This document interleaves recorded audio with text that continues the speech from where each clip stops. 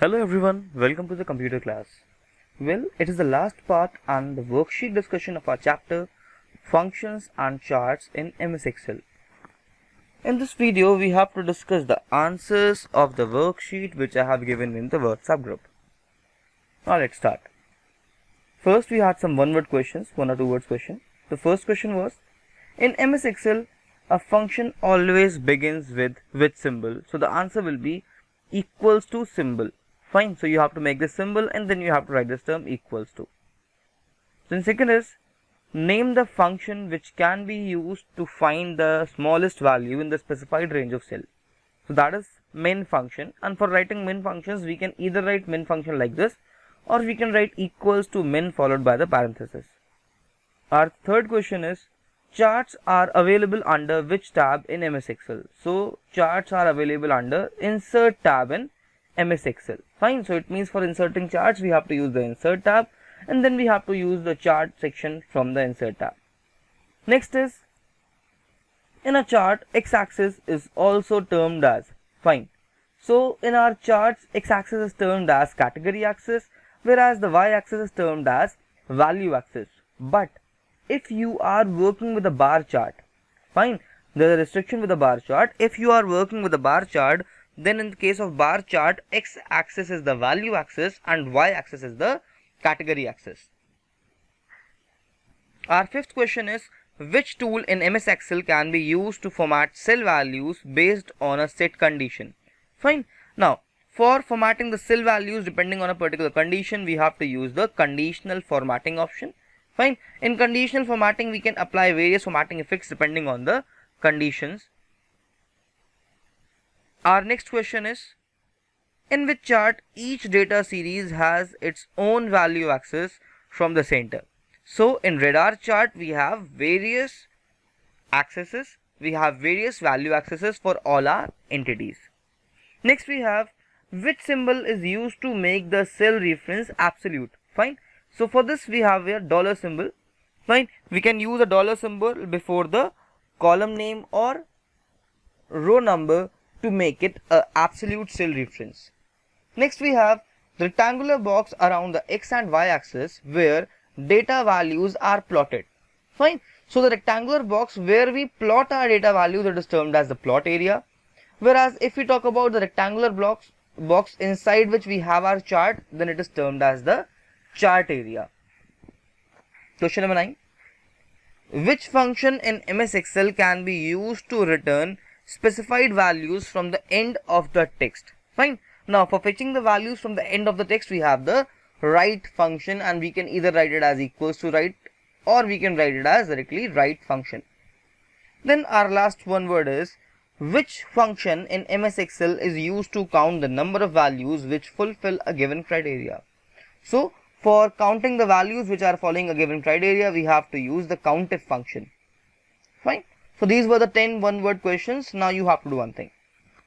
Check all the answers. If you have done them correctly, you can give yourself a tick, or if you have done any question incorrectly, then write the correct answer and go for the logic of that once again. Now we have this worksheet based question. In this worksheet based question, I have given you a worksheet like this and then we have 5 questions which are related to the worksheet. Fine. Similar kind of questions you will get in the exams also, so you have to be very specific with this chapter. Fine. Well, for solving these questions, first we have to analyze this given worksheet and then we have to answer all the questions one by one very smartly. Fine. So instead of discussing this worksheet from this slide, we are moving to our spreadsheet software where we will solve all these questions one by one. Here we have this table with the questions and their answers. Now we have to discuss all these questions with their answers properly. Well, here in this table we have marks of 4 students. We have marks of 3 subjects, maths, science and English, and then we have sum and average. Fine, so it means we must have calculated the sum and average of these values, and then they are saying that we have to calculate the total maximum marks also. Fine. Now let's see what we can do, how we have to solve this one. Fine. Let's start. First question is, state the function which is used in column E. Fine. In column E we are calculating the sum of marks. Fine. So it means for calculating the sum of marks we can use the sum function only. Fine. So it means for this our answer will be equals to sum, or you can also write this equals to sum with the values. Fine. Then our next question is, write the function to find the lowest value in the cell F6. Now let's suppose in this cell we have to calculate the lowest value of the lowest average value. Then for calculating the lowest average value, first we have to select this cell, and then over here we have to write equals to min.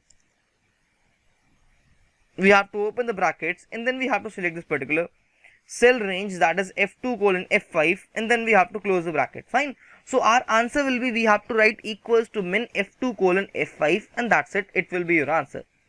Fine. For now we are deleting this question for this answer, because in this cell we have to calculate something else. Next we have, which function can be used to calculate average values in column F? Well, we are calculating average values in column F, and for calculating average we have to use equals to average, and then we have to pass the cell ranges. For example, if we want to calculate the average of this cell, then we will write equals to average B2 colon D2.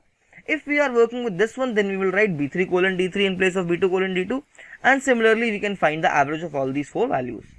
Then next we have, write the suitable function to find the value of cell E3. Well, in cell E3 we are calculating sum of marks of Raghav. Fine. So for calculating the sum of marks of Raghav, we have to write equals to sum.